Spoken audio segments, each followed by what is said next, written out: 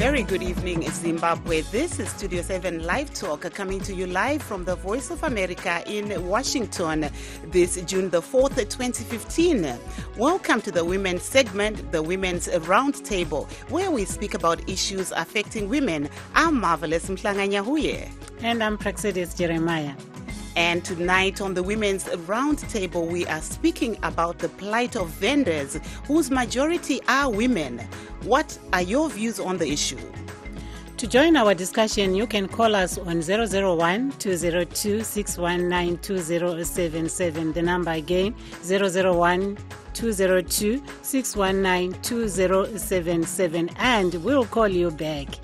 And LiveTalk goes out to Zimbabwe on the 909 medium wave frequency and on the 4930, 5940 and 15455 kilohertz shortwave Monday through Friday at 8:30 p.m. But women, as you know, Thursday is your day. Chinache Madzimai. We are also on the internet, on the web. You can find us on www.voazimbabwe.com, lobanjalo ku www.voandebele.com, lobanjalo ku www.voashona.com. Kutengesa temuna chinoi, kutengesa madomasi nemuriwo nemambaira. Isusu tiri kurwadziwa nekuti tibve muno tiende kunotengesa kunze kusingasvike vanhu. Zvinotirwadza nekuti ezvinezvi handina murume, ndine vana vanoenda kuchikoro, ndinoda kubhadhara rendi, chikafu zvese. Saka zvinondirwadza kuti ndinozoita sei kuti tibude muno paripo pandiri kuraramira nemhuri yangu. Kana nguva yatarwa yakakwana, tinongomira toona kuti vangatise sei. Aiwa, tasingabhadhari chaingomhanya, mapurisa akauya chaingotiza vaenda pedzeka toronga. Taitoti iyo hurumende dai yavhura makambani, tiende kumabasa tione kuti tingaite setiraramise munhu. Hatirambe kuenda kumabasa, vakavhura makambani tinoenda kubasa. Pari zvino nokoma kwaita upenyu, mari yacho yakungobatwa ishomana kuti kana ndikabva muno ndine 30 kana 40 zviri nani. Chiri yedu ndeyekungoti dai vangotibvumidza taramba tichingotengesa tibhadhira kana kuti dai vatitsvagira basa. Isusu zvatiri kutengesa hazvizvi mumashopu. Saka ivo kana vachikwanisa kazvina kuti vabhadharise kana madhora kana ma5 rand, patinotengesera isusu tinotsvaira, hatisiye paine chinhu. Tange tichitaura nevesito Harare, vatungamiriri vese pamwe chete nemavenda association, tichivadudzira kuti nzvimbo dzatsvaga nesito Harare kuti vatengesere tizipi. Tikatiwo kuti zvivafambire zvakanaka, vopuhwa yambiro kwesondo rese. Panotangawo sondo rinouya voenda kunzvimbo dzavo itsva. Zvekare tati zvavari kuenda kunzvimbo itsva, pamwe mitengo inogona kunoneka mazuva amasondo ekutanga. Harare yangu yaderedzwawo mitengo mubhadharo from $3 per day to $1 per day kumavenda zvedare. We were simply telling the residents of Harare and the other local authorities that appropriate vending sites have been identified by our local authorities. So those who are vending in streets and vending in undesignated places have been asked to move to appropriately designated places so that they don't continue to break the law. They've been given a week to do so. We do have the Zimbabwe Republican Police, the city authorities itself has its own police personnel to enforce that. I don't see any problem. But we just really want it done without sufficient warning and the notice given to the vendors. Replace my designated areas. There's no vendor who's been chased away. Tinakusiphatha kubi sibili njengezochiya so sesibuthene sonke eHarare ukuthi sibe le all night prayer sikhuleka then kusasa kuseni bese siba lama solidarity messages from ama-partners ethu. Sikhuluma nje ngakhona lokho ukuthi uminister wethu siphatha njani ngoba nxa sinanzelela amasotsha lamapholisa afakwa nxa kule kufuneka ipeace. So thina kasizi lo muntu ukuthi singafakelwa emapholisa lamasotsha for ipeace leyo. Umthandazo lo uzabanjwa eHarare kuthiwa use-Women's Bureau eMasasa. Yikho lapho esibuthana khona. So abantu bonke from different territories they are traveling khathesi ukuthi sibe lo mthandazo lo wantambama. Sizalala sithandazo ubusuku bonke kuvuke kuseni sisiba lama-messages azakuya khona le kuphathamandla.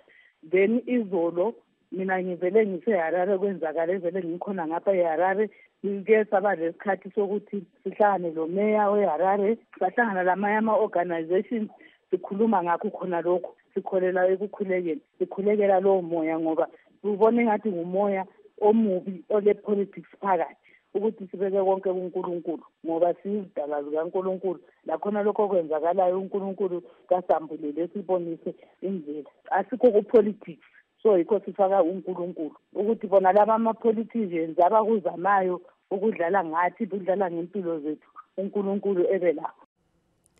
Welcome again. Tonight on the Women's Roundtable, we are looking at the plight of vendors in general and women in particular who have been given a 7-day ultimatum by local government minister Ignatius Chombo to leave all cities and towns voluntarily to designated areas by this Sunday or risk facing the wrath of the army and police. What are your views on the issue? The ultimatum issued Monday by Minister Chombo has been anticipated as several attempts have been made to relocate these vendors to other premises set up by the government. Yes, PJ, and despite resistance from the vendors who many have described as a menace and an eyesore in many cities, Minister Chombo gave the ultimatum at a meeting held Monday in Harare with city fathers and vendors associations. Many vendors, as it is, many vendors' unions are vowing to resist this call and are currently engaging with the council and local government officials to resolve the issue amicably. But most meetings have said to have been so emotional and charged and failing to come up with any solutions. People end up with fist fighting. Yes, we understand that actually happened yesterday, PJ, in Harare. But a lot of the vendors associations are actually trying to come up with ways through like the all-night vigil that is being held tonight. That's being organized tonight. And others, just having meetings and, trying to resolve the issue. But most vendors are actually blaming the government for creating the vending problem after failing to create employment through the 2.2 million jobs that were promised under the ZANU-PF economic blueprint ZIMASET during the last election. Although vending has been sustaining the lives of many Zimbabweans as it is, especially women who are in the majority, and those are the most affected. And many are saying the move will negatively affect most families who rely heavily on this trade. Yes, PJ, but there are some who are actually supporting the move, especially retailers who are saying they were losing business to the vendors after paying taxes and rentals, and they are actually saying, yes, the vendors have to go. So it's really divided. The opinion is very divided right now. Yeah, it's really divided. Kubasanda kusixhuma singumsakazo we-Studio 7 siyalamukela kuhlelo lethu asihluzeni bomama. Udaba esilihluzayo lamhlanje ludaba lolu lwabaphila ngokuthengisa ezitaladeni emigwaqweni endaweni ezitshiyeneyo zemadolobheni. Kukanti-ke kulesiqondiso esethulwe nguhulumende ngumphathintambo obona ngentuthuko yezabelo lamadolobheni uDr. Ignatius Chombo othe yena bonke abantu abathengisela endaweni lezo abangazinikwanga ezingekho emthethweni ngabasuke phakathi kweviki eyodwa. Kuyakuthi ngedlula iviki yona leyo sesiyababizela amapholisa kanye labezomvikela amasotsha ukuthi babuye bazobabutha basuke ngodlame. Ikanti-ke abantu bathi sophila njani? Ayikho imisebenzi yonke seyaphela, amankampani amaningi avalwa. Yikho-ke sesiziphilisa ngokuthengisa khona lokho. Ayikho ngenye indlela ukuthi singaphila njani. Kodwa-ke ngakwelinye icele labo abanini bezitolo lapho abayendlalela khona bethengisa amatamatisi labo abaphila ngokuthengisa labo bayakhonona bethi bona sebesithathela ama-custom. Njalo idolobho ikakhulu eleHarare kuthiwa alisahlanzekanga. Sokuphonguba ndawana yonke kulabantu abayendlaleyo alokhe bethengisa. Aiwa, icho kwadi PJ kuti nasi muchirongwa chedu tiri kutarisa nyaya yekurudziro yapiwa navaIgnatius Chombo yekuti vese vanotengesera mumadhorobha vakwanise ivo kubva mumadhorobha vachienda kunzvimbo dzavachapiwa vhiki rinouya. Asi vanomirira vanoita mabasa iwaya ekutengesa vari kuti aiwazve vanhu ava voenda kupi, nekuti pari zvino hapasati pazikanwa kuti vari kufanira kuenda kupi. Ende vazhinji vacho PJ madzimai, uyezve kuri kunzi iko kuchange kuchishandiswa mapurisa nemasoja kana vanhu vakatadza kuti vabve ivo pavanotengesera vachienda kunzvimbo dzavachapiwa.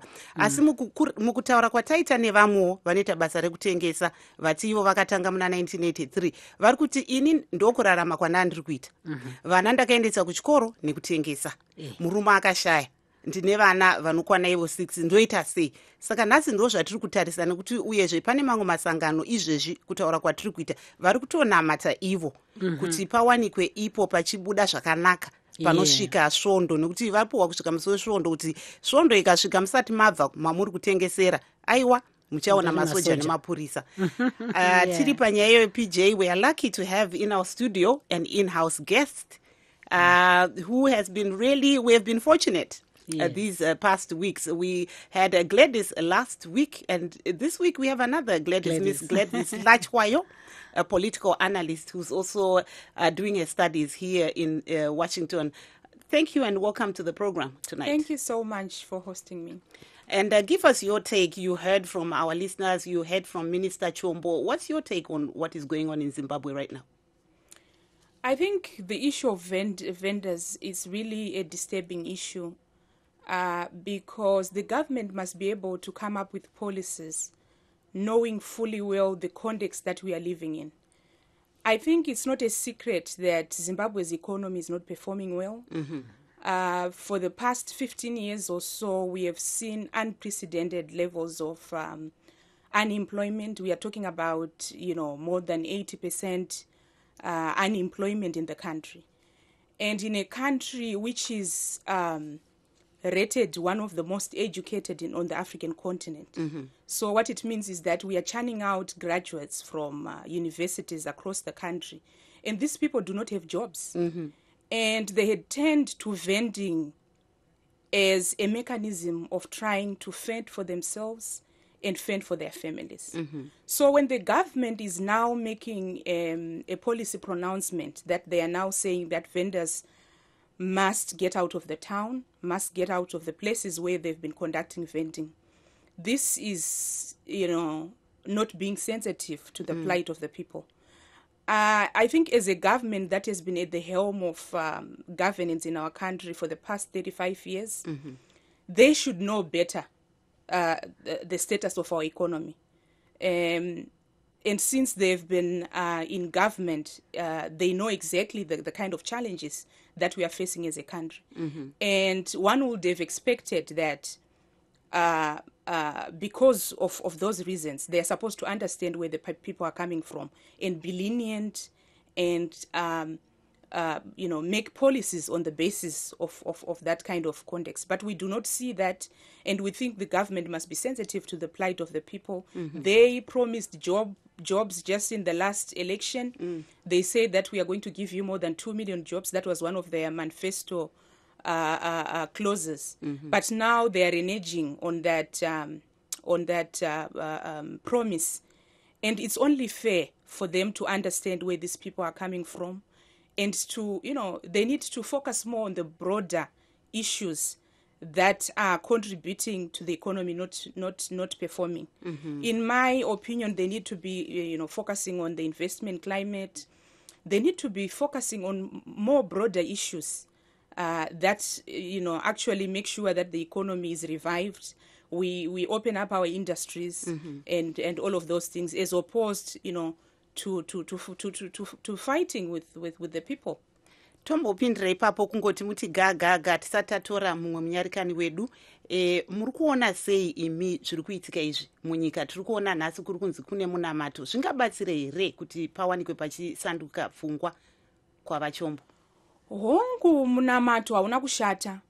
Vanhu vanofana kuti vaite zvese zvavangakwanisa zviri pamutemo kuti vabatsirane nedambudziko iro ratatarisana nazvo. Asi ndinoona sokuti tikanamata tichiitawo zvimwe zvinhu zvingatibatsira. ndinoona sokuti minister vanofanira kutaurwa navo makurukota anoona nezveidzo nyaya dzatiri kutaura nezvadzo vanofanira kutaurwa navo uyezve vanhu vanofanira kuorganiza paground nekuti zvinobvumirwa mubumbiro redu remutemo kuti vanhu vaite zvinhu zvakaita semademonstration hazvina kushata zvinhu zvinobvumirwa mubumbiro redu ratakanyora muna 2013 saka ndinoona sokuti hongo kunamata hongo kwakanaka asi ngatiite zvinopfuura ipapo tichibata mastrategy akasiyana siyana kuti dambudziko iri tikwanise kurigadzirisa. Aiwa, tinokutendai PJ. Yes, silonkosazana Gladys ihlatshwayo la kodwa ihlatshwayo yangale esichanganeni. Akakwanisi ukuthi akhulume ngolimi lwesintu yikho ke mina ngizatolikela. Unkosazana Gladys lapha ubesithi yena yebo siyakuzwa ukuthi kumele idolobho lethu lihlanzeke kodwa ke kumele uhulumende akhangele ezinye izinto ezinenginengi ezibalisa ukuthi Kati vole wona umumo womnotho elizweni uminjani. Umumo wezombusazwe elizweni uminjani. Konke lokhu kumela ukuthi akukhangele engakathathi inyathelo lokuthumela abantu amapolisa lamasoja. Omunye umlaleli lapha ukhulumile wathi nana akulampi ngakho ke asiboni isizathu sokuba uDr Ignatius Chombo asithumele amasoja lamapolisa. Asilwi thina sizama nje ukuziphilisa. Ikanti ke silomlaleli osekhona ecingweni unkosazana Beauty Mthombeni siyakwamukela kuhlelo.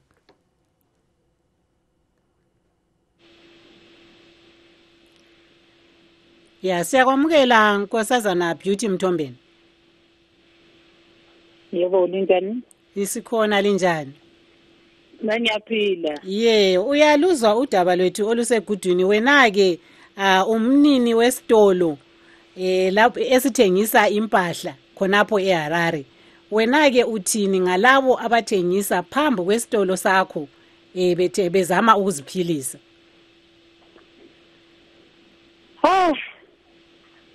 Kulobunzima. Engingakutsho ukuthi uhulumende uma kusenzakala umesanelisa ngawo uyenza asuse laba abantu. Ngoba akusela business elenzakalayo, akusela sitolo esithengelayo, akusela umuntu esitolo. Ngoba wonke umuntu uthengisa into emgwaqweni. Kodwa ungakhangela wonke aseHarare wonke ngakobalela lapha kumbe afika loba maybe 10 kumbe amangaki engakutshela ngawo agcwele abantu abathengisayo.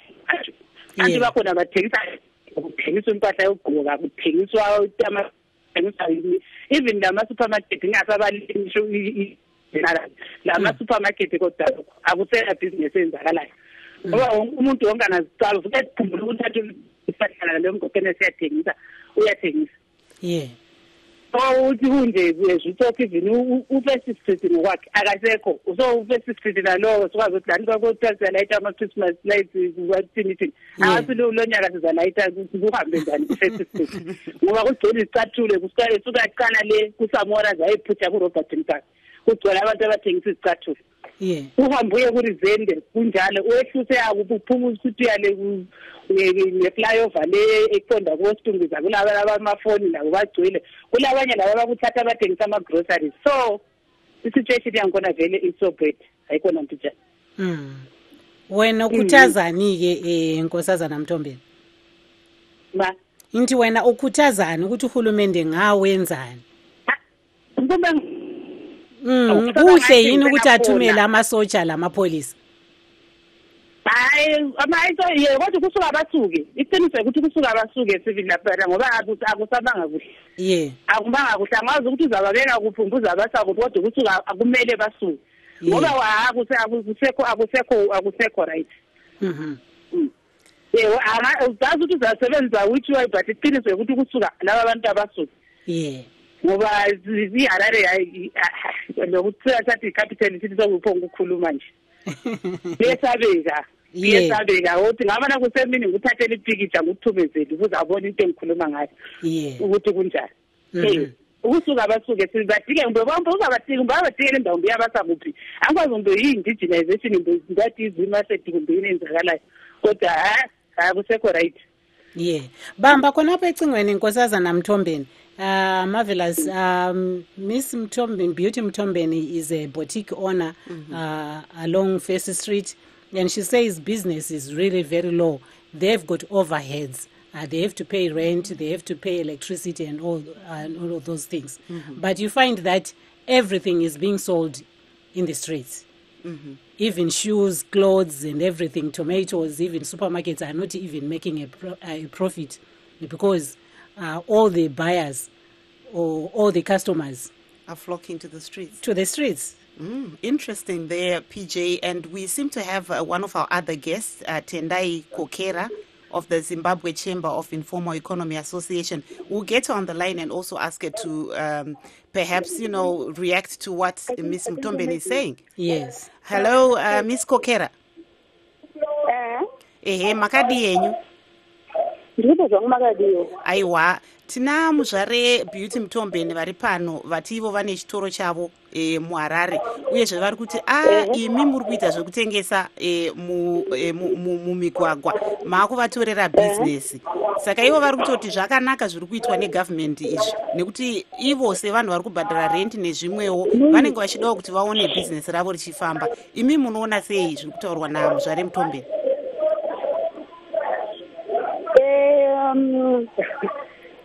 Nditi samazana siyandukora nawo. Ndivo Okay. Ndikukumbira ndocheka kutaura kushoma pamusoro noise. Samazana zviri kutaurwa namuzvare Mtombeni ina ndikuwirirana nazvo. Isusu sevatungamiriri vezvichiya. Tiri kuti ndofunga muzvare Mtombeni anozviziva kuti muno muZimbabwe hamuchina makambani akavhura. Saka ivo kana vachiti vari kuwirirana nezvekutaurwa nehurumende kuti vanotengesera mumigwagwa vabve mumigwagwa handizvo chanenge vachireva kuti kudii nekuti iko zvine zvikurarama kuri kuitira vanhu ndekuti vanhu vari kutengesa madomasi, vanhu vari kutengesa mabhanana, vanhu vari kutengesa kunyange mbatya chaidzo dzemumabhero, vanhu vari kutengesa zvinhu zvakasiyana siyana, majusikadhi avo ekuti vaone pekuraramira. Saka isusu sezvichiya hatisi kutsigira danho rakatorwa nehurumende rekuti mavhenda abve mustriti nekuti mustriti machona imomo ndo mabasa avakavimbiswa nehurumende. Isusu tiri kuti pa8 days dzakapiwa nehurumende, kana hurumende ichiona iyo kuti yawanira vanhu mabasa ekuti vashande, yavhura industry in 8 days idzodzo, mavhenda haasi kutomboramba kuenda kunoshanda, vari kutodawo chaizvo kushanda nekuti pavanenge vagere pacho panenge patori nehuruva inokosoresa. Saka vari kuti isusu kana kambani yangonzoita sei, kana kambani yanzi yavhurwa tina dambudziko nazvo tinoenda kunoshanda. Asi dambudziko riripo nderekuti vamwe vedu ava vakaita mabhizimusi kare uyezve vane mikana yekuwana mari. Saka havachatarisi vanhu vari kutengesa majusikadhi, havachatarisi vanhu vari kutengesa madomasi, havachatarisi kutengesa mabhanana nekuti vane upenyu hwavo hwakanaka. Tombokubatai muromo ipapo kuti vadzidzise vana vavo vari kuvabhadharira mari nemari yemadomasi yavo. Saka isusu sezvichiya hatisi kutambira, hatisi kugamuchira donzo iroro. Tombokubatai muromo ipapo todzokera kuna muzvare Mtombeni. Manzwa zviri kutaura amai Kokera, imi munoona sei zvichemo zvavataura izvi?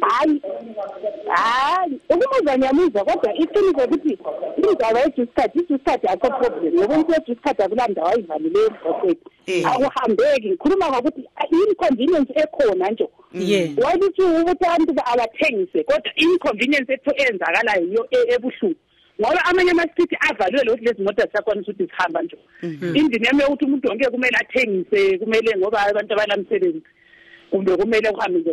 But umuntu wejusikadi isikhathi esiningi anti yabemile eceleni lapha komgwaqo ezithengisela kahle ijusikadi lakhe akavaleli umuntu uhambe. You can't even walk e-street ngoba kugcwele abantu abathengisayo every bahleli emgwaqweni abantu lapha awusawuzothi uyathele ngaphi.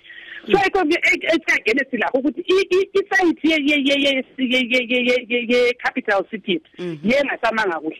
Anti yabo nxa kule ndawo lapho abangathengisela khona babangafakwa khona ngoba itamatisi leso siyalithengisela embala emsika kanti umsika embala esiwaya ngathi abantu bephonga ugcwala kufotela afana kugcwala amatamatisi akusakroseki kugcuma nozithawa imoto lokhu uvika amatamatisi abantu. Anti yabona indawo ekhona. So that's the issue there ukuthi i-inconvenience yakhona serious. Ngibona ukuthi isikhathi le effect kakhulu but lokho kwamatamatisi lezigqoko kugcwele edorobheni lapha kunzima. I want to appreciate it where vaphila abantu right kodwa iqiniso ukuthi hayi i-situation engikhona ngababona kokwenza abantu bavuna mbe bathola indawo ekathengisela abayithengisela somewhere kumbe outside town mbe bakhelwe angazi ukuthi ungahamba njani kodwa ukuthi basuke lapha edrobheni kuphela. Miss Kokera, if you're still on the line, we are hearing a lot of noise in the background. I understand you're at the prayer meeting, Miss Kokera. Can you give us some of the, one of the vendors, a woman who's there, who can just tell us what the situation is like? Hello, I'm still there. Allo, tipeiwo mumwe vari kuita zvekutengesa mudzimai pane pamuri ipapo pameeting timbonzwawo maonero avo. Alright. Ndichikupai umwe Sister Marvelous. I think tikaenda in terms of section 276 here the Zimbabwe inotaura iyo kuti izvoni ma-local authorities ane masimba ekugazena hurumende dzavo dzidiki. Saka dambudziko ratiri kuita nderekuti tikadzokera zvekare muconstitution imomo inotaura kuti hurumende kana ine zvairi kuda kuita inofanira kutanga yakonsulta vanhu. Kana yakonsulta vanhu voeyawo mazviyuzi avo votaurawo zvishuwiro zvavo vachitaurira nehurumende. Isu iri kuitika muno muZimbabwe ndeyekuti it's up bottom approach instead of bottom up approach. Zvinhu zvinenge zvakubva kuhurumende iri pamusoro instead zvinhu zvibve kuvanhu vachitaurawo zvavanoita sei zvavanoshuwirawo semavhenda. Saka ishu iripo ndeyekuti izvoni utungamiriri hwatinahwo munomu hausi kuda kuzwawo zvitemo zvinobva muvanhu but munhu wese anoziva kuti muno mararamiro atiri kuita hana kumira musha. Ende isu chatiri kuramba ndechekuti hurumende ngaiongorore chikonzero chaita musoro uteme ngaiongorore Miss Kokera timbobatai makadaro timbonzwawo kuna muzvare Gladys Lechwai zvaritaurwa naMiss Mtombeni. Aiwa, zvavari kutaura ndinowirirana nazvo. Nyaya yavo yavanga vakutaura pekupedzisira apo yekuti ngatitarisei chaita kuti musoro uteme. Nekuti ndikuona songe hurumende zvairi kuita iri kunotarisa tingati pachirungu ma-symptoms. But havasi kutarisa kuti dambudziko rimbori papi. Dambudziko ratinaro muZimbabwe iguru. And kukura kwaro tinofunga kuti hurumende ndo zvainofanira kunge yakatarisana nazvo izvozvo. And hatisi kuona sekuti hurumende iri concerned distereke nezviri kuitika munyika maererano neeconomy. Hatisi kuona vachiuya nemasolutions. Zvese zvavakawimbisa muna 2013 pavairana kuma-elections hatisi kuzviona zvinhu izvozvo zvichizadzikiswa. Nyaya dzemabasa, nyaya yeeconomy itori nyaya hombesa yaita kuti nyika yedu iwane machallenges atiri kutaura nezvazvo. Saka ndinoona sokuti hurumende inofanira vaifanira kudai vachicreata maplatforms zvekutaurwa namaikokera izvi kuti ngaticreate maplatforms ekuti todii panyaya yedambudziko reeconomy yedu kwete kunobata nyaya yemavhenda. And chonyanya kutorwadza ndechekuti masoja akupinzwa munyaya nyaya dzekutengesa and handisi kuona kuti zviri kuwirirana papi. And ndo dambudziko ratagara tichiona muZimbabwe kuti mauto edu ari kuramba achiunzwa panyaya dzemacivilian. And unoshaya kuziva kuti utongi rudzi ihwohwo kuti pano masoja tinokutumirai masoja, pano tinokutumirai masoja, utongi kusina kunaka wohwo. And panofanira kuti paongorerwe ipapo. Saka ndinowirirana nezviri kutaurwa namaikokera. Tisati taenda zvedu kumbomira program yedu yeparedhiyo totora maipeshi vongoti gaga. Maipeshi mumwe muteereri wedu vanoita zvekutengesa. Maipeshi muripo here apa? Ehe, tipeiwo pfungwa dzenyu nezviri kuitika izvi. Ndakatitsvagirawo vazora makambani kuti tiende kumabasa nekuti kazivenzeni ndo kana ichiraramira nemhuri yangu. Maipeshi rambai makabata zvenyu, rambai makabata pafoni. Maipeshi, I would like to thank our guest, our in-house studio guest, Ms. Gladys Lechwai, our Tendai Kokera, and also Beauty Mtombeni, who are on the line and will continue with them as we migrate to the internet. Please join us. We are live streaming on www.voazimbabwe.com. I'm Marvelous Mhlanganya Huye. olivalelisayo kulesi sigaba esemsakazweni oweredio nguPrexedes Jeremiah. Kodwa ngisithi lingayikhatshana, siyaqhubeka ngohlelo lwethu okunye okwemizizi engamashumi 3 elandelayo, kodwa sisebulenjini kuweb www.voandebele.com. nguPrexedes Jeremiah.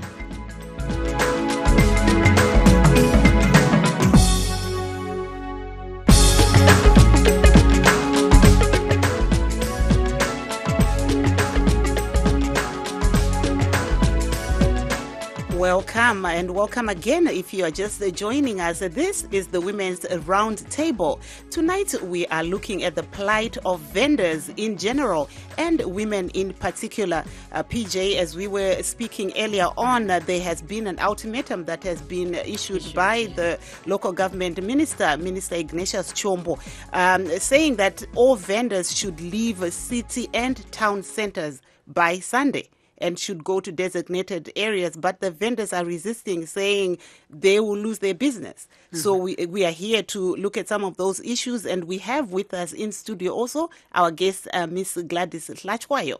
So welcome again, listeners. PJ. Siyalamukela njalo kuhlandla lethu lesibili leli elebulenjini lapho ke esithi asihluzeni bomama kumsakazo we Studio 7. Lamhlanje sikhuluma ngodaba lolu olwabaphila ngokuthengisa ezitaladeni okubikwa sebegcwele indawana yonke ikakhulu emadolobheni lapho kulezitolo khona. Abanye njalo kulembono echiyeneyo, abanye besithi yebo abantu kabaziphilise, kodwa ke kabaziphilise ngendlela eqoqekileyo. Abanye njalo besithi uhulumende yena kasiphe imisebenzi lamhlanje kumbe kasinike imisebenzi phakathi kweviki yona le. Ikanti ke konke lokho akusoze kwenzakala. Sokudala ke ukufuthelana phakathi kweviki yona le esiza kubona kukhulu ngoba lamasotsha asebiziwe. Marvelous. Aiwa, tombowedzokera zvedu kuna muzvare Hlachwayo. Manzwa zvanga zviri kutaura amai Peshi vari panhare, tisati tadzokera kwavari, mumbotipawo pfungwa dzenyu panyaya yezviri kuitika izvi. Nyaya yanga iri kutaurwa namai Peshi ndo nyaya yatanga tiri kutaura tichiti isu mabasa ndo aita kushayikwa kwemabasa. Ndo kwaita kuti vana veZimbabwe vapinde mastreet vachitengesa. Hongu chinhu chisina kunaka kuti toti chokwadi muna first muzara vanhu vanenge vachitengesa matomati nezvinyi. Asi ndo zvacho zviripo munyika yedu. Nyika yedu haichina kumira zvakanaka. Mungati mimi moda kuti muna first mumire zvakanaka, iyo nyika isina kumira zvakanaka. Ndinoona sokuti hurumende ngaibvume kuti nyaya yeupfumi yatinetsa veduwe. Tibatsireiwo. Aiwa, tanzwa mafungiro asisi Gladys. PJ, tombodzokera kuna mai Peshi. Mai Peshi, amene kuti muchiripo here panhare. Alo, mai Peshi. Ameno naredza mai Peshi vanenge vari kumusangano uya mukuru. Todzokera zvedu kana kuna sisi Tendai, muripo here apa? Nemadzimai sezvanambokutaura neni kuti all corners of Zimbabwe are gathered muno muHarare. Saka mukatorekedza kutaura navo sendofunga vangatoshungurudzike. Saka iko zvine zvindakukupai kana anobva ku-Midlands, kuZhombe uko. Anonzi memory mbondiya kuti mutauri naye. Madzimai akati vese vane chishiro chekutaura neni muchinzwawo mavhiews ari kukona yese yeZimbabwe.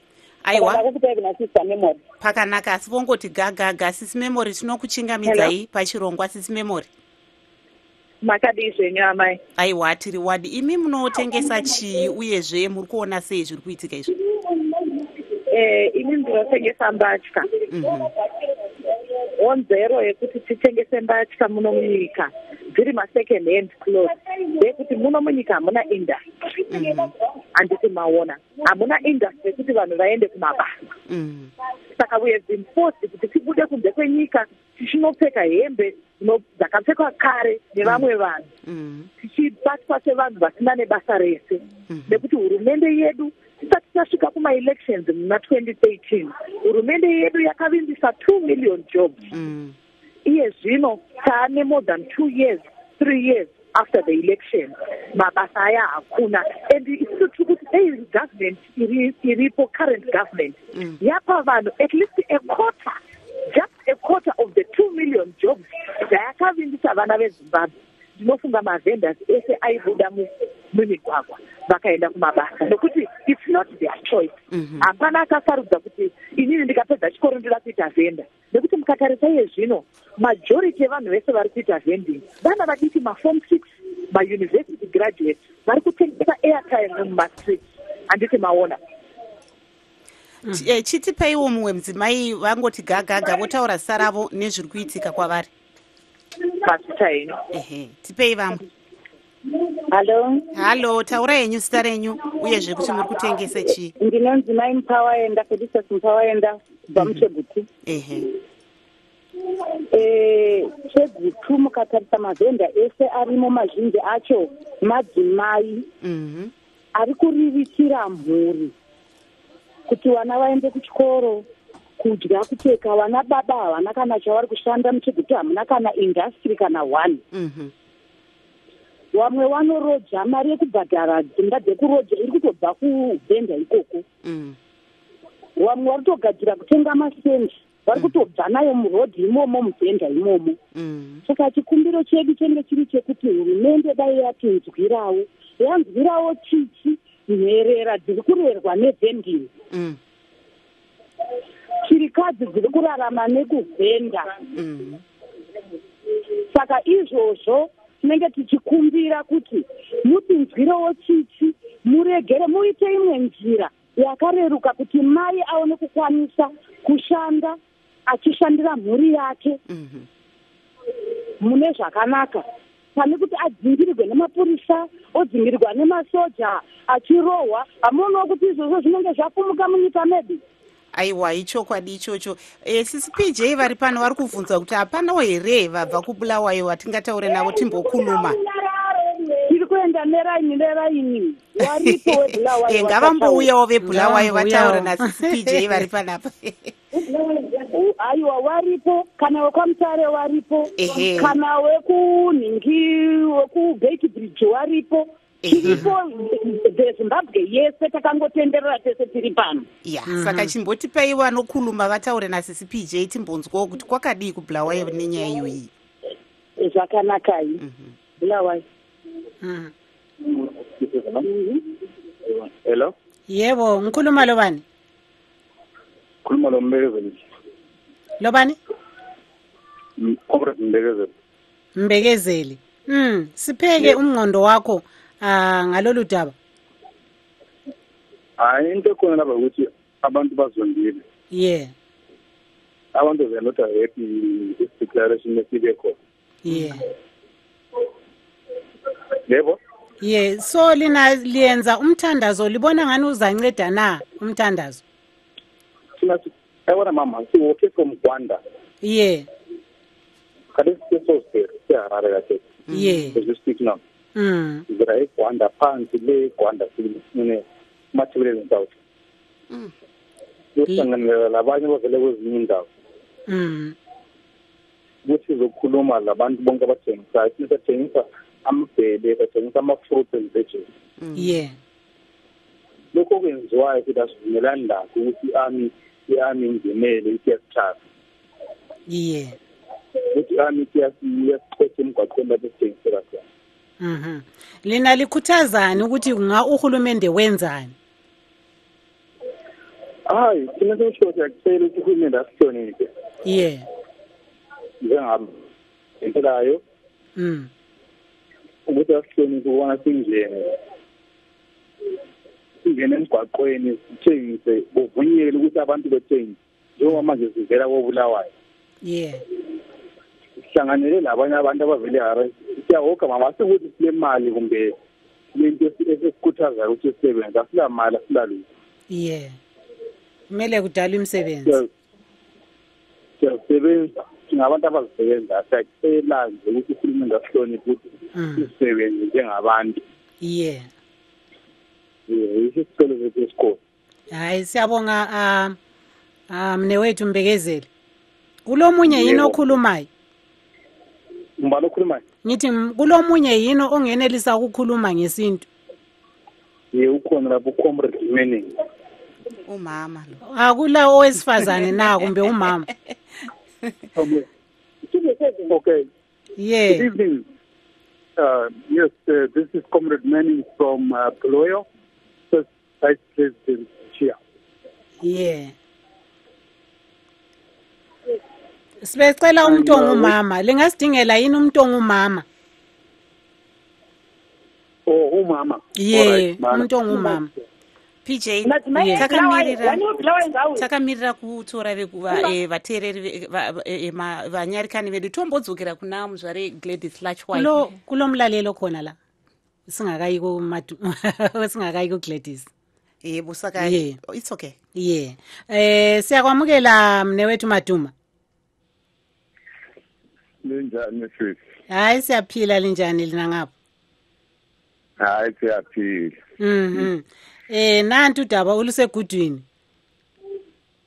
Right. Uhlupho lukhona mama lapha alukho ebantwini mama. Yeah. Uhlupho lukuhulumende. Uhulumende akakhangele okwenza ukuthi abantu bangene streetini. Endingananzelela streetini ngabantu abangomama abasestreetini. Yeah, iningi la. Omngabo bayasebenza kabaholi.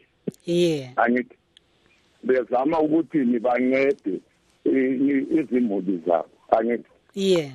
So uhulumende akakukhangela ukuthi niyena ngokwakhe njengoba elomlando ukuthi nabone okwenzakalele elizweni. Banceda abantu bona abayibo abafana ukuthi nibagcina imuli zabo abangaholi. Angithi. Yeah. Laba abasebenza abacotsha imisebenzi. Ukuthi udubo loluphele ngaye ngalungisanga into ezimbili zonezi akupheli mama lokho. Yeah, akusoze kuphele. Yeah, so yena uhulumende engabi labantu abasestreetini. Konke khona ikhoza ukuthi abasebenzayo baba lamacala angene emakhoti kathoniswa. Angithi umama la sethi amana zami ukuncedisa ubaba. Njengoba ngikhuluma nje ungahamba ethawini ebusuku kobulawa uyathola umama ubhebhe lomntwana kodwa uyathengisa ebusuku. Yeah. Uzibuza ukuthi kathi kuzaphetha ngani khona kwa. Hayi sibongile. Uhlupho kalukho ebantwini mama. Ulukuhulumende. Hayi siyabonga mne wethu. Isikhathi sisilwa sisodwa. Thina sikhulume ngohulumende alungise khonokho ebe ngikutsho ukuthi ngakhangela izisebenzi ukuthi kathi kuyini okwenza ukuthi basebenzele ngaholi abanye imisebenzi iphele wonke khona akulungisa abantu abasestreetini kuyaphela mama. Hayi kulungile baba. Siyabonga kakhulu ngokusiphathisa kuhlelo lwethu. All right mama. Mr. Maduma here was reiterating the fact that it's not the problem of the vendors as such. The problem is much bigger than the vendors. It's the political thing, it's an economic thing which needs to be redressed, needs to be addressed. Okay, we'll go back to you, Ms. Lachwayo. Just to sum up, from what you're hearing from our listeners and also from the last listener, Maduma, what's your take? It looks like what the vendors are saying, and rightfully so, is that we are facing a much bigger problem than what we are trying to address. Yeah. We are trying to address symptoms when we actually have a bigger disease to be looking at. And I think what is even said is that there is also to some level policy inconsistency on the part of the government. Yes. If we still remember in 2013, this is the same government that was saying that we now have a new economy, which is based on the informal sector. And they were promoting this kind of, vending and, the informal sector. And now we see them turning around. They even wanted to come up with a way of taxing them. Yes, exactly. Yes, but now we are seeing them turning around and then saying this is now a problem. Partly because it's also receiving international attention. Just recently we were seeing, the BBC, report that was looking at how Harare has been turned into a vending city. But I think my advice to the government of Zimbabwe is that we need a genuine and thorough conversation on how we can resuscitate our economy. And part of the solutions are known. Yes. Part of the solutions are known. We know how the government has been conducting business. especially, creating a negative investment climate in Zimbabwe. Violence, seizures of properties and all of that. That is what is contributing to the problem of our economy. The issue is the political economy of our country. Yes. And we need to address these issues. While we're on that same note, Muzvare Hlachwayo, manga muri ku Congress nezuro muno muAmerica uko manga muri kukurukura neukama hweZimbabwe neAmerica. Pane zvakabuda here takanyanyotarisa nyaya yeupfumi uyezve neiyo nyaya yekutenga nekutengeserana yatiri kuona kuZimbabwe? Nyaya yekutenga nekutengeserana inyaya yakataurika.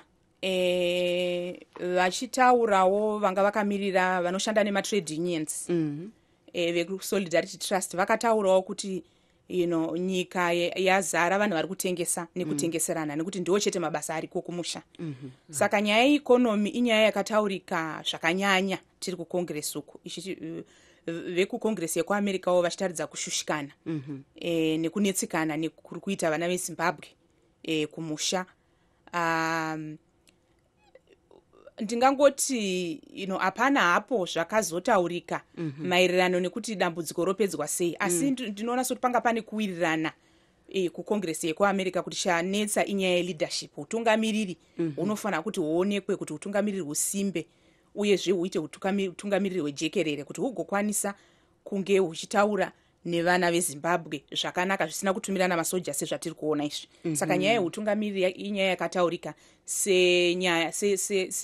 seimwe measure ingatorwa nehurumende yeZimbabwe kuti igadzirise nyaya yezveupfumi. Aiwa, tinotenda PJ. Tinenge tine mumwe munyarekana wedu ari kubvazve kusangano raMaikokera. Taura izvi. Siyakwamukela Nkosazana Debra Mkasa. Yebo mama. Linjani mama? Sikhona linjani lana? Hayi siphilile. Usuke koBulawayo wayeza wazi weqa wafika ngapha ngaseHarare. NgiseHarare ngikhuluma kanje. Ngande ukuthi sizoyenza i-all night prayer sikhulekela abakhokheli bethu ngendaba leyo ukuthi sebezosithumela amasoja. Kodwa lina inhlupho bani elidibana lazo koBulawayo? Sesikhangela udubo lona lolo ukuthi abanye bakhala ngokuthi amadolobho ethu asesibangahlanzekanga ngenxa yokuthi umuntu wonke seyendlale lapho lalapha yana ethengisa amatamatisi. Thina uhlupho njalo koBulawayo kasilalo kangako ngoba silokhu sikhulumisana lokansile wethu uyavuma ulama open doors policies zokukhulumisana lathi. Uhlupho esilalo yi-local government yethu onguye ubaba osikhangeleyo onguye osesithi uyasithumela amasotsha. Thina sisakhulumisana sisabona ukuthi idolobho lethu singaliphatha kanjani njalo singukuthi siyavumelana nama-councillors ethu. Liyavumelana ukubana lililondoloze lihlanzekile idolobho kodwa ke indlela eliphathwa ngayo. Basically, Ms. Mkasa is actually saying we agree that we should keep our cities clean, but the way you are going about it, you can't just send us soldiers and police to deal with us. We are still in the process of negotiating and trying to find some solutions as to how we can handle this situation. I think PJ, on that note, tombodzokera kune vateereri vedu vari kuna Maikokera. Maikokera timbotipewo mamwe madzimai aya mama akamirira kuti vataure. Timbotipaive kwaMutare timbonzwa kuti kwakamira sei ikoko. Halo, makadi yenyu? Ndinofara makadi niwo. Aiwa, tiri wadi tinokuchingamidzai pachirongwa. Munoitwani? Ndinoitwa Benita Goneso ndobva kwaMutare. Titaurewo kuti kwakamira sei kwaMutare panyaya iyoyi yekutenga nekutengesa uyezve zviri kutaurwa izvi negurukota vaIgnatius Chombo. KwaMutare zvinazvombomira zvakanaka. Vanhu vari kudzingirirwa mumustriti, vanhu vachirohwa pamwe pacho zvokuti munhu anobva kumba akatakura. Taura yenyu. Anobva kumba akatakura zvinhu odzokera kumba asisina chinhu, zvinhu zvatorwa. ukarotera kumapurisa pamwe pacho unosvika uchishayiwa zvinhu zvacho zvatorwa. Isisi tiri kurwadziwa nezvatorwa navachombo saidhi ravatora. Tiri kutonyatsona kuti wari kutirasa inonzi muramba wanhu yawatiita. Nekuda kwokuti tine vana vanoenda kuchikoro, tine vana vanoda maschool fees, tine vana vanoda zvekudya, vanoda zvekupfeka, vanoda pekugara, vanoda pekurara pakanaka. Asi nekuda kwokuti chisaidhi ravatitorera iri nderekuti vana vedu vapinde mumastreet, nekuti marights evana vedu atoskorwa. Even isusu sevanhukadzi marights edu ari kuskorwa. Ngei tinodzingirirwa pamwe pacho todonha, maroko edu ofukuka, toenda kumba tisisiri vanhu vakaremekedzeka. Hazvisi kuchatipa chimiro chakanaka. Takushamisa kuti hurumende yedu vari kutida here kana kuti havachatidi, uye vari pakumbotonga ani kana vachirasa isusu vanhu vacho. Asi kakwamutare uko munenge mawana defender muna minista Chimhini vativo hamusi kuzombobviswa panosvika Sondo. Mange mazvinzwa here izvi? Hatisati tagutikana tichaona defender wavachimhini iwawo. Ngei tinetorine munhu ari kutoneta, agara ari kutoneta, achitorera vanhu mafree market, achitorera vanhu mavanotengesera, vanhu vachibhadhariswa zvisiri pamutemo. Saka hatisati tagutikana kuti tine ari kutimbirira kwamutare kwacho. Tikutoona kuti titori musango chaiko, upenyu hwedu hahunotombomira muti. Aiwa, tinotenda. Chimbotipai vamwe amai vari ipapo vanobvawo kune imwe nzvimbo timbonzwawo kuti kwavo kwakamira sei. Zvakanaka. Ndasvika. Hello, munoitwani? Ndikupe amai vekuMashava. Ehe, tipeiwo vekumwewo timbonzwa kuti kwakamira sei. Hello. Makadini? Aiwa, tiri wadi, tinokuchingamidzai pachirongwa. Tinotenda. Ehe, tipeiwo zita renyu bva mataura yenyu kuti muri kupi uyezve kwamunoshandira muri motiudza kuti kwakamira sei. Okay. Indoitwa lead municipal ndogara kuMashava. Dambudziko ratinaro nderekuti hurumende yedu haisi kucherekedza chimiro chenyika iripo mazuva ano. Vazhinji vedu, varume vedu vakatira mumaindastries, hatina kuwana mabhenefiti evarume. Zvakabva zvavharana, varume vazhinji vakashaya kubhadharwa. Tikaona kuti zviri nani titengese zvedu. Tiri mukutengesa imomo, hurumende yedu youya ichitumira mapurisa namasoja kuti vazotirova tibve mumastriti semavhenders. Isi ndo patinowana kuraramisa vana, kuwanisa vana chokudya, kuti vana vaende kuchikoro ndo patowana. Vana vacho vapedza chikoro havana mabasa, kugara zvose kuchengeta pamba. Chimwe chinotinesa ndechekuti nyika yedu yacho iri kunzi idemocracy country. Asi ndo democracy yacho here iyoyo yokuti kana yoda kugadzisa zvinhu yotumira vanhu, kana kutumira masoja, kana kutumira mapurisa verayoti, vorova vanhu, popedzisira pachifa vanhu nokuda kwokuti vanoda kugadzika nyaya pfupi pfupi inoda kuti ivo vanzwisise kuti vanhu ava ndio vakakonzera dambudziko revanhu. Chimwe chinotirwadza ndechekuti kunyange vemakanzuro vacho vanotiomesera vachitidzimyanisa everyday, asi vachida kuti tobhadhara votimanyisa. Chinotori nomwe munhu akadzinganiswa nemotikari yemapurisa akawisa mwana, motikari ikasvika chisika mwana, mai vachishandira mhuri. Saka nyika yedu inorangarira here kuti ina vanhu vapenyu kana kuti vanongorangarira kuti masoja nemapurisa anofanira kushungurudza vanhu chedu? Saka imi muchaita sei pachasvika svondo? Pari kunzipo panofanira kunge munofanira kunge mabva mumadhorobha muchienda kunzvimbo dzamuchapiwa, muchaita sei? Isu nyaya hombe yatinoda kutaura nezvayo ndeyekuti takutanga pamuramba china takavimbisiwa kuti tokupai nzvimbo, takupisira pekugara tokupai nzvimbo. Nzvimbo idzodzo hatisina kudziwana, dzakatorwa nevearmy nemapurisa. Iye zvino zvatanga tichida tanga tichida kuti nemaasociations edu anotimiririra ngavaphe kuma-associations guta neguta ve-association ndo vachaona vanhu vavo nokuziva vanhu vavo kuti ava ndo vanhu vedu votipawo nzvimbo dzekugara pekutengesera totsvaga tovaka sei asi vambotanga vachigadzirisira kutipa nzvimbo dzokuvakira kutengesa kwacho ndo zvatinokumbira kuti vatangotitora senge imbwa zvayo noti imbwa anogona kuidzinga pamba pako ikatomanya musiriki isisiri vanhu aiwa tinotenda nemafungiro enyu momboramba makabata kudaro. PJ, I think we can go back to Miss Mukasa to just learn a little bit about what they're doing tonight, because most of these women that we're speaking to were actually at her event. Nkosikazi Mukasa, ungasichasisela ngamafitshane ukubana lizathatha nyathelo bani ukuthi liqhubekele phambili lapho sokufike isonto likhangelele ukuthi kuzahamba njani? Njengoba siqalisa namhla iprogram yethu nge-all night prayer, sibona ingathi uNkulunkulu uzangenela, sibona ingathi lokukhulumisana kwethu from kwama-councillors labomeya desilako kuzazwakala ukukhala kwethu. Lazi sibe sesikhuluma futhi sizivela igovernment noma ithule ingakareacti isizwile ngoba ukuphula komuntu omdala kutsho okuningi.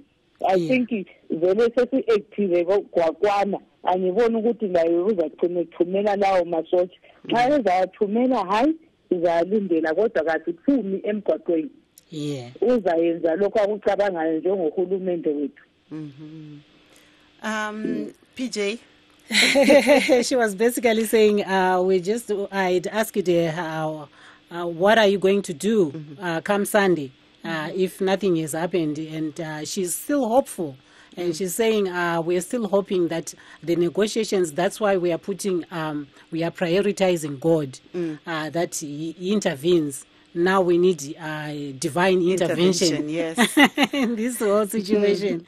So she's hopeful that God will intervene so much that by the time they speak to the authorities, they can reach a compromise somehow, so much that they won't be able to send the soldiers and the police. That's what they are hoping for. Yes. On that note, PJ, we'll go back to Ms. Hlachwayo. You heard the pleas from the women that are actually, vending and coming from different areas. What's your take on some of the issues that they were raising? The stories, are really sad. I mean, when you hear that there was a woman who was, trying to make a living, to take care of her kids, and she had on her back one of the kids, and now as she was running away, the kid, falls on the ground. I mean, what kind of a government does that? To your own people, to your own women who are not trying to be criminals, but are trying to earn money through hard work. But still, you still go after them in a manner like that. I think it's really being insensitive, and the government should reconsider. I liked what the woman from Mashaba said when she was talking about Zimbabwe being a democratic country. That's what our constitution says. Yes. If you look at the preamble of the constitution, it says that we are a democratic, society. We are a democratic country. So is that democracy when you unleash, the military against your own people? I mean, it defies the whole notion of a democratic society. And I think the government, it's high time that it starts leaving some of the provisions that are in our constitution. It's really a good document that speaks to good values, including democratic, values. But when they do this, they are really trashing all the efforts that were done in the pre-2013 period to come up with that document. Thank you, Ms. Hlachwayo. Maybe on that note, we can go back to Ms. Mukasa in, a few seconds. Just round up for us what you're hoping to achieve at the end of... I know that your other colleague was saying you're going to the City Council tomorrow. Tell us a little bit about that. Okay, thina esikukhangelele ukuthi sikuthole ukuthi sisebenzelane le government and the council, and from today sibe lama-working relations amahle amnandi even la i-government kayisi-consult. Hello, Mrs. Mukasa. Hello. Thank you Yeah, so thank you much, so much. for rounding off our program, and would also like to thank Miss Gladys Lachwayo, who was our in-studio guest, and Tendai Kokera and Miss Beauty Mtomben, who are also our guests on the Women's Forum Roundtable tonight, and all our valued women who contributed. Thank you very much, and we hope that you continue to call in. We need your support. Thank you. This is Marvelous Mhlanganyahuye in Washington. Lo mfacts is Jeremiah Libelo buthongo obuhle sidibaneni kanjalo ngeviki elizayo ngasikhathi sinye.